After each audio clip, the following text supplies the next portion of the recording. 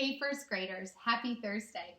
It's so good to see you all. I have two things I want to talk to you about today. The first is a review of number bonds, and the second, we need to talk about our baby chicks.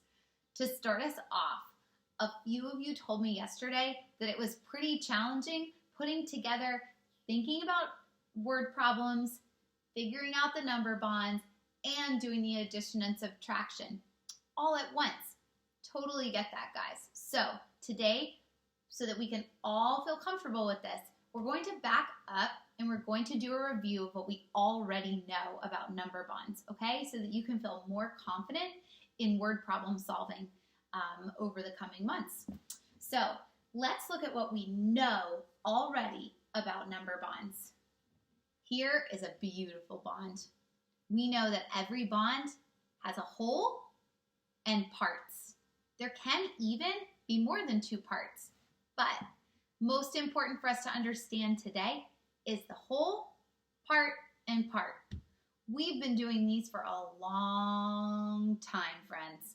So stick with me if you're already solid on this, and just know that the more you practice them, the easier tough word problems will be. So we have our whole and our part and our part. Now there's two things that we need to always remember about number bonds. The parts all work together, friends. So the first thing you need to know is that if you don't have all the parts, we can easily find them. To find the whole, we add the parts. Look, see my question mark right here? I know that I have one here and one here, but I don't know the whole. How can I find it? We add. Anytime we are trying to find the whole, we add the parts. Every time we're trying to find the whole, we add the parts. If this was a word problem, it might be as simple as one lion was in the savannah, one more lion came. How many lions are there now? Everyone knows that it would be two. This is why. Those three numbers are working together. Part, part, whole. If you need to find the whole, add the parts. Second of all, if we need to find a part, what do you think we do then? I'm just finishing my beautiful board.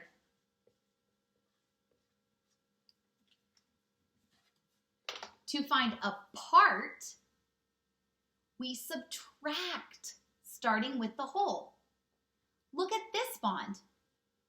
This time, I know the whole, and I know one of the parts.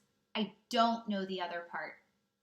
To find a part, we always subtract. And you have to start with the whole because it doesn't work any other way. I can't do 1 minus 2. I always subtract starting with the bigger number, the whole, okay? So if this was the same word problem, maybe it would be 2 lions were in the savannah, 1 went away. How many were left? We knew the whole, the biggest number of lions. We knew how many went away. How many are left? To find this part, we subtract. It doesn't matter how big these numbers are, guys. It could have been 67 lions and 52 lions. We could have still found the other part the exact same way. We always subtract when we're trying to find a part. And we always add when we're trying to find the whole. So the key is, when you're doing word problems, all you need to do is think, read first, and think, do I know the whole? If you know the whole already, then you're going to subtract. If you only know the parts, then you're going to add. It gets much easier if you think about it that way. Today, you're going to read a poem that I love called Coyote Landscape. It's really, really cool, and I think you're going to like it. In honor of my friends, the coyotes, we'll try this with one word problem.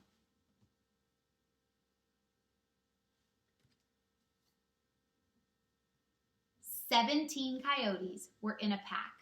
6 left. How many were left? What numbers stick out to you guys? Notice the numbers every time. I bet you all would say that 17 and 6 jumped out to you. 17 coyotes were in a pack, 6 left. Now's the time for a bond. Do I know the whole? I do. I know the biggest number of coyotes in this story. It was the ones that were there in the beginning, before anyone left. How many was that? It was 17. So I know that 17 is my whole. How many left? 6. That's one of my parts. Am I trying to find a part or am I trying to find the whole? I'm trying to find a part. They're rotating.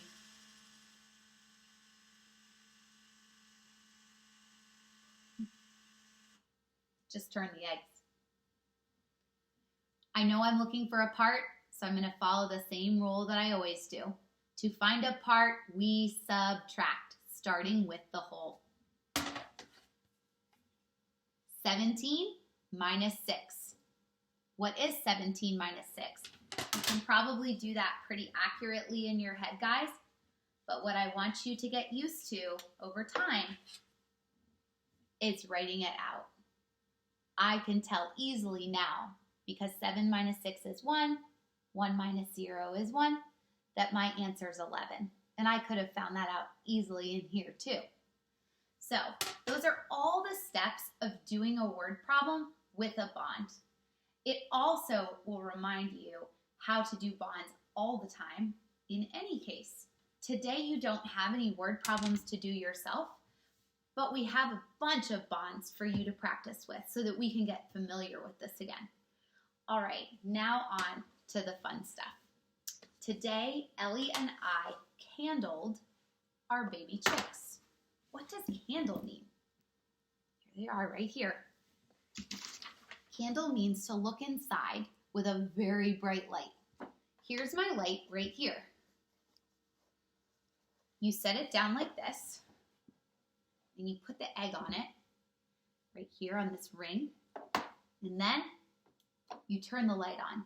Doesn't look like much to you, but my goodness, is that a bright light. It's so bright that you can even see through your finger with it. It's crazy. You can see the bone in your finger. This light is so bright if you put it on your finger to shine through. So, it's very powerful, but it doesn't hurt the chicks at all. So you put the egg right on top here, and it shows you what's inside. We looked very carefully at each egg today. We waited a whole week after starting to incubate them because you really don't want to do it too soon because you won't see anything and you don't want to take them out of their cozy home if you don't need to. So I took some pictures. We couldn't do the candling with you because you have to do it in a really, really dark place. So we actually went into a bathroom we have that has no window. We took the babies in there and we candled them in there, but I did take some pictures. I also took a video of one of our little guys or gals in there. You can see the little tiny, tiny, tiny chick already moving in the egg sac. I'll put that on Padlet for you guys to check out. So we saw a few different things when we candled the eggs. The first egg we candled looked like this. A little hard to see. Do you see a dark spot down there at the bottom? This is a very healthy looking egg for 1 week in the incubator. That little spot down there in the bottom is the little tiny beginnings of our chick friend. So that egg was a smiley face. Try to see if I can find one. It keeps turning them, so there's one. When Ellie candles her eggs, do you see the little tiny, see if I can get it where you can see it. She put a little tiny smiley face right there on that egg. when she candles her eggs, she marks on them with a marker so that she can remember what's going on in each egg. So that was a smiley. The next egg we candled looked like this. Do you see anything in that egg? If you look closely, you can see a little shadow right here. That's actually the yolk, but there is nothing else going on in that egg, guys. So there's not a baby chick in that egg. It wasn't fertilized. There was no beginnings of a baby chick in that egg, and you can't tell until now when you can look inside. So for that egg, Ellie put, let's see if I can open you up and grab one. For that egg, Ellie put on an X. We're not going to take this egg out of the incubator quite yet because there's a chance maybe we're not seeing something yet, but it would be very unlikely. So if that egg still looks empty in another week, then we'll take it out of the incubator because there's no reason to have it in there. I think those were the two things I wanted to show you, but I think there was one more picture. Ah, yes. This one is cool. Sorry. Do you see this one? This one was too dark to see inside. It looks light here, but it was really just the light reflecting on the shell. It was too early to see inside these very dark brown eggs. The candler is powerful, but it still wasn't powerful enough to really give us a good picture yet. So that third picture shows you we need to wait a little longer to take a look inside those eggs. So right now, based on what we saw, guys, we put an X on 2 eggs. There were 2 eggs. There was nothing going on in them. That means since we started with 7, that there are 5 eggs left that hopefully all have baby chicks in them starting to grow. There's a chance that another 1 or 2 of those eggs may not be fertilized either because we couldn't get a good picture of what was happening in the very dark brown eggs. But we'll check again next week and I'll let you know then too. In the meantime, check out the video that I'm putting up of the one that we could see the most clearly because you can already see it moving inside even though it's so tiny. You can also faintly see the veins that are bringing oxygen and everything to the growing chick. So it's very cool to watch that.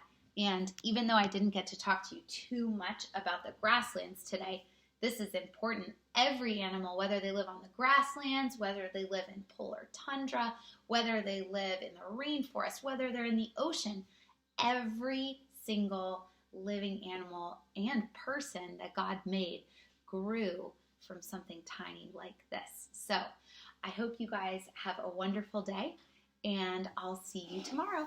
Bye.